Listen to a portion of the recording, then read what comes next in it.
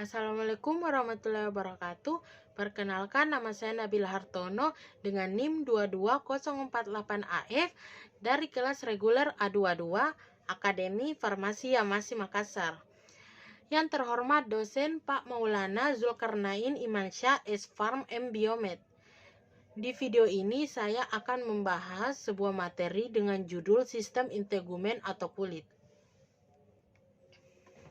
Nah, pengertian sistem integumen atau kulit. Sistem integumen adalah sistem organ yang membedakan, memisahkan, dan melindungi, serta menginformasikan hewan terhadap lingkungan sekitarnya. Kemudian, sistem ini merupakan bagian sistem organ yang terbesar, seperti kulit, rambut, bulu, sisik, kelenjar keringat, dan produknya, keringat atau lendir. Nah, fungsi sistem integumen atau kulit. Yang pertama itu sebagai pelindung atau proteksi. Yang kedua, penerima rangsang. Yang ketiga, sebagai pengatur panas atau termoregulasi. Yang keempat itu pengeluaran atau ekskresi. Yang kelima itu sebagai penyimpanan. Yang keenam, penyerapan terbatas. Dan yang terakhir itu sebagai penunjang penampilan.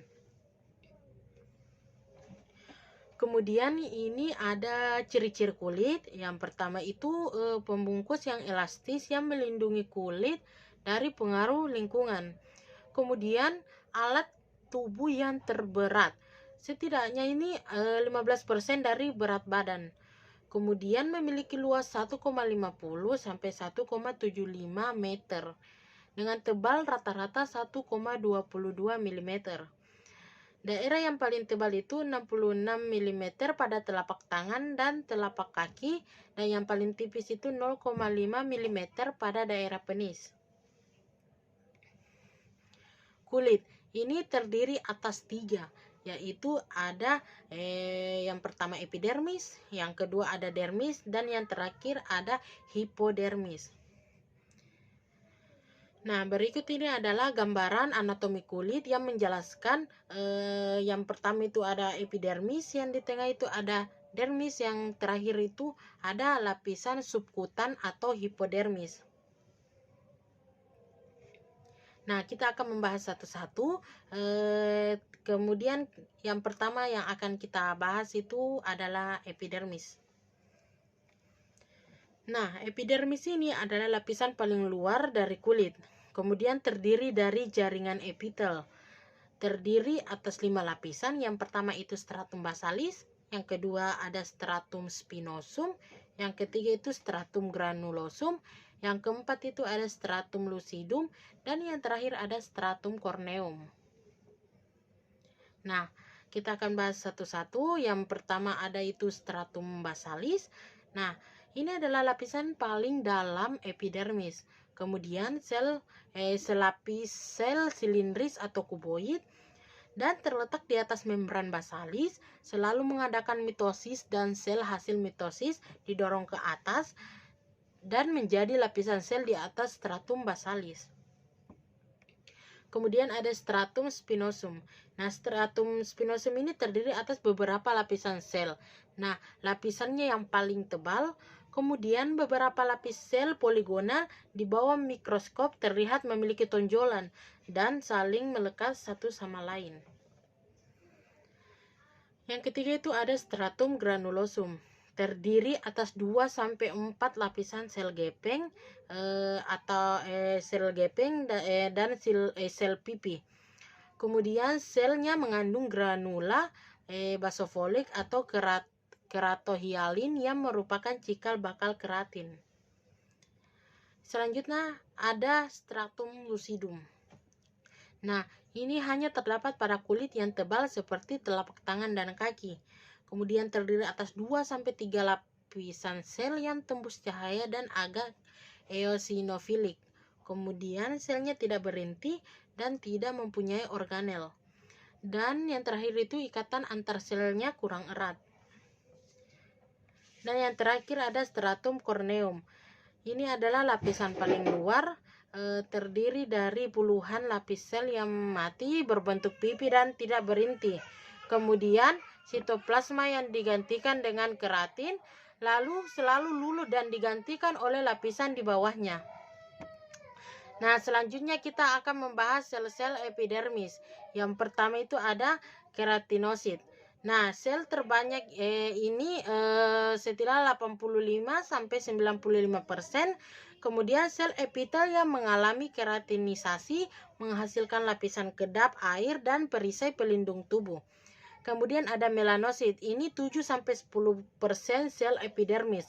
Pembentuk pigmen melanin yang berfungsi sebagai penahan radiasi UV. Kemudian ada sel Langerhans. Sel ini adalah sel dendrit berbentuk irregular. Kemudian memiliki peranan dalam pembentukan imunitas kulit. Yang terakhir ada sel Merkel yang memiliki jumlah paling sedikit, terdapat pada stratum basal kulit tebal terutama pada ujung jari dan pada folikel rambut dan mukosa mulut. Yang terakhir itu sebagai mekanoseptor. Kemudian kita masuk di dermis.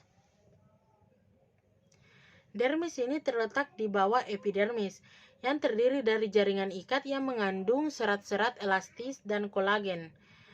Terdiri atas dua, yaitu lapisan papiler dan lapisan retikularis. Nah, lapisan papiler. Lapisan papiler adalah yang paling dekat dengan epidermis. Kemudian di dalam lapisan papiler terdapat banyak pembuluh darah kecil, fagosit, sel pelindung yang mencerna patogen, serabut saraf, dan reseptor taktil yang disebut sel darah. Kemudian ada lapisan retikuler. Lapisan retikuler lebih tebal dari dua lapisan dermal. Lapisan ini terdiri dari serat, kolagen, dan elastin yang tugasnya memberikan kekuatan pada dermis dan memungkinkannya meregang. Kemudian ketebalan dermis bervariasi tergantung lokasinya di tubuh manusia. Di kelopak mata itu tebalnya hanya sekitar 0,6 mm. Sementara itu di bagian belakang telapak tangan dan telapak kaki, lapisan ini memiliki ketebalan 3 mm. Nah, kita masuk untuk membahas yang terakhir, yaitu hipodermis. Nah, lapisan subkutan atau hipodermis terletak di bawah dermis. Kemudian terdiri dari jaringan ikat longgar dan jaringan lemak. Kemudian melekat pada jaringan di bawahnya. Kita kemudian masuk untuk membahas rambut. Nah, rambut ini struktur keratin keras yang dihasilkan oleh folikel rambut.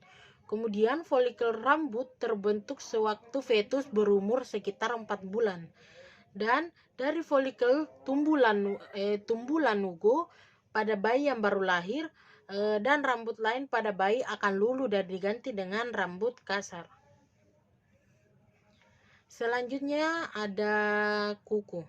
Nah, kuku ini berasal dari epidermis yang membentuk lapisan keratin keras. Terbentuk pada ujung-ujung jari tangan dan kaki. Kemudian juga kuku itu dapat tumbuh karena terdapat lapisan germinal pada akar kuku. Nah, umumnya itu berwarna merah muda. Mengapa? Karena pembuluh darah yang berada di bawahnya yang menyebabkannya berwarna merah muda. Kemudian itu ada kelenjar keringat. Nah, kelenjar keringat ini menghasilkan keringat terdiri dari air, garam urea, sedikit asam amino, asam lemak, dan amoniak. Berfungsi dalam ekskresi dan keseimbangan tubuh. Kemudian kelenjar keringat di daerah ketiak dan selangkangan bersifat apokrin, sehingga keringat bersifat lebih kental dan kadang-kadang itu berbau.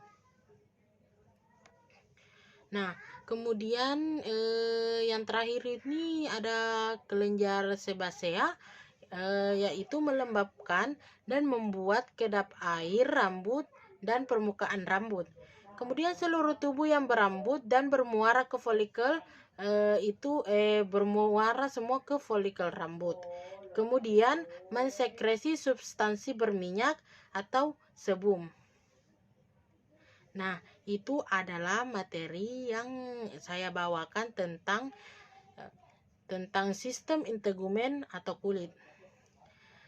Kemudian saya ucapkan terima kasih yang sudah nonton, dan semoga bermanfaat untuk banyak orang dan lebih bisa mengetahui juga tentang kulit yang selama ini orang-orang juga jarang tahu. Jadi sekian dari saya, kurang lebihnya mohon dimaafkan, dan wassalamualaikum warahmatullahi wabarakatuh.